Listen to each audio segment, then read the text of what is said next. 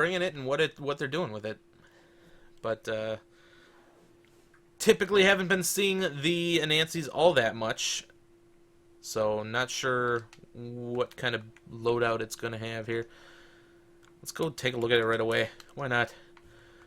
So I'm going to take a look at the Nancy, and it is 1 SRM-2 Artemis and 2 medium pulse lasers. Good lord. Don't want to be too overly critical here until we see how they perform with it, but we just saw that commando match with the 2 medium lasers and SRM-4 It was beautiful, Bandit. or whatever between me and you. I mean, that's not a lot of output in a very short amount of time here. So that was mech combat at its finest. ER large lasers and ER medium laser on the Shadowcat, so long range poke, and they are doing an aggressive push back to Gamma to get the immediate cap on it. Only 1 on the Sigma side, but they have 1 cap to 1 cap now. It looks like the strategy is to move down towards what's that Kappa over there? Yeah, we got a little bit of a reverse NASCAR. No, is this reverse? Now going left. If they're going left, it's NASCAR, right? They're making a left turn. Yeah, they are NASCAR. making a left turn. So they're making right. They're making right turns. Yeah, so this is reverse NASCAR. Okay. Over to Epsilon side, but they have sent a couple guys over here. Dolly cam. There we go. That's more. You know, I say one thing about the Spider. It goes fast, 156.7 kph with jump jets. That is pretty quick. Majority that is of quick. MDKZ has moved down to the Kappa side in mass. They have 1 guy hanging back, and that is probably the Shadowcat. Yes, it is. So 1 Shadowcat hanging back, just gathering information for his team. Has an opportunity to see across the way here, but I don't know if he sees that there's a whole bunch of mechs standing right there. Take a look over there. There we go. Okay, so he's looking in the correct direction now. MDKZ rotating through Kappa, starting to do a little bit of trade. Deadly one getting popped a few, down to 92%, 91% now. That DACA coming in from the Theta area. And they posted up there at Theta. I would consider Steel as having map control, even though it is 2 caps to 2 caps. Steel really controls that Theta area, and it's going to force MDKZ to have to make a move. They should get a nice, easy cap here on Theta, and they will. So 3 caps to 2 in favor of Steel, and we have a little bit of a skirmish here. The Jenner Oxide for MDKZ getting chased down by the dual Oxides. The Spider shows up to the Spider's party getting in here to mix it up. Here, but that Oxide is going in hard. Yeah, and the Spider is definitely outclassed. The rest of the team has showed up, though, so if those Oxides overstay their welcome, they could potentially get jumped on. This Oxide is just glued to the Spider right now. Is Cord CT, and he has not been able to get away from this fight yet. These Oxides really are just hemorrhaging damage, and they actually gave up the first kill to MDKZ. They overstayed it, got a little cocky, did some Spider work. better be careful. He's going to peek up, and I think the rest of the enemy team's going to be right there waiting, and he takes... Well, he gathered some information, but he paid a heavy price of armor for that. This Shadowcat here needs to be getting these calls. They're all right there. There's no way he can't see them all standing 2 feet away from him. But MDKZ, once again, in the canyon here. Not really a decent position. Overwatch from Steel is going to be hard to hit. And, well, there you go, Shadowcat. Now you know they're there. Just got a bunch of DACA to the side of the face, and he's going to... That's the dangers of using advanced zoom there. You lose so much information. Absolutely. Desert Eagle getting really ballsy again, walking right up to the main body again, and just getting chased by that Jenner. I mean, it worked for him last time. Maybe they can get that Jenner Oxide to yeah, MDKZ, though, they are in the killing pit at this point. They've got to get out of there. So they have the Kodiak 3 with that DACA moving up hard across the way here, but he has taken quite a bit of damage. It's not going to take much to kill him. Yeah, and he's here about to comes lose that torso. Oxide right in the middle of everything.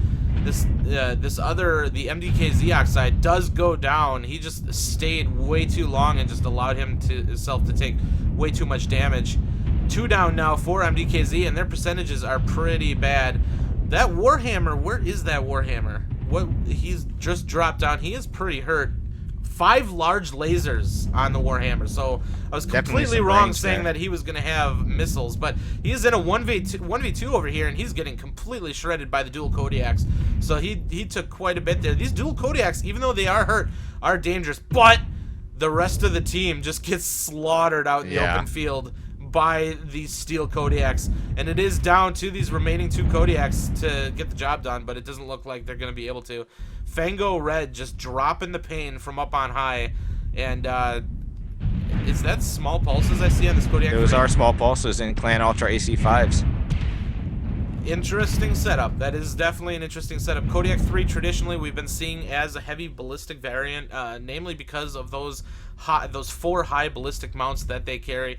The most popular build, of course, is the 4 Ultra AC5. We've seen a cooler running build of 4 Ultra AC10. I'm sorry, 2 Ultra AC10, 2 Ultra AC5 is another option, and then we've been seeing PPC Gauss in use as well. Yeah, that but PPC Gauss has been pretty common, actually. Some of these mixed builds that we've been seeing with Ultra AC5s mixed with lasers and an AMS even, have not been seeing a lot of success with those builds in comp so far. We've seen a couple unique builds like that, and I think that's one of those things where there's a reason why we're seeing a lot of the same builds over and over and over again, and it's because they are meta, they are optimal, they are able to put down a very high alpha in a very short amount of time.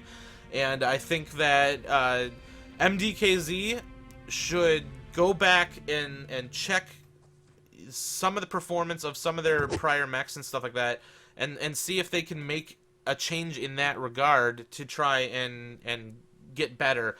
You've got a Black Knight pulling 16 damage, you got the Oxide pulling 19, and that Oxide was in the fighting hard for like and the Spider, 5 minutes unfortunately, straight. 44 damage. But he wasn't he wasn't landing those SRMs and only pulled 19. Spider only 44.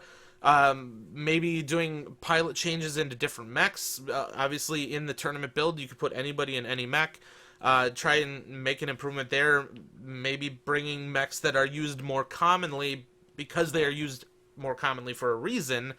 And then optimizing some of these Kodiak builds. The Kodiaks did do a decent amount of damage. I just feel like if those Kodiaks had a more optimal build, they could have almost carried their team and done a significantly large amount of damage. They did well enough that they could possibly, if they were able to pull maybe an extra 200 damage each together, maybe they could have done more. And it's really hard to say.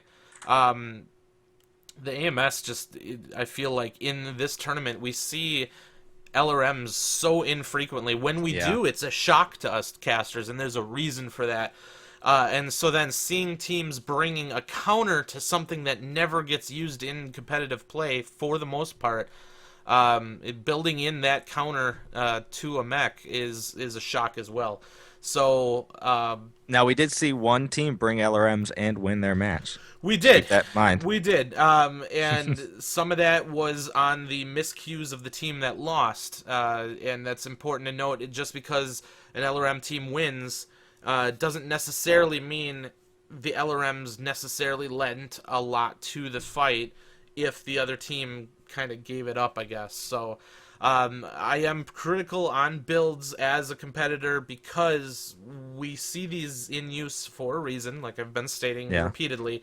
And LRMs especially just have so many hard counters, especially on Canyon Network. There are so many hard counters to LRMs just in terrain alone. And the amount of LRMs that we've seen driven into a wall on this map have been very frequent. So that's why we're not seeing them very much. In that one instance with the trebuchets where they did win it, they were able to fight in open terrain on the ramps, and the team that decided to fight them there made a mistake by doing that because they spread out and encircled them and allowed them to hit them from all different angles and just essentially bleed them out with the LRMs.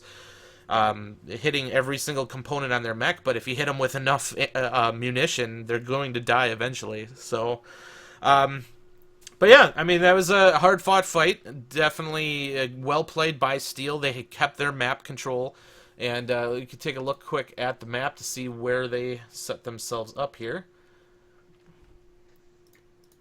Had a little bit of a tour going on here with the reverse NASCAR. I believe we had... traveling some areas you don't always see. I want to say Steel went down by Epsilon at some point. I don't remember exactly when they turned it, and I know Steel eventually ended up in Delta 3.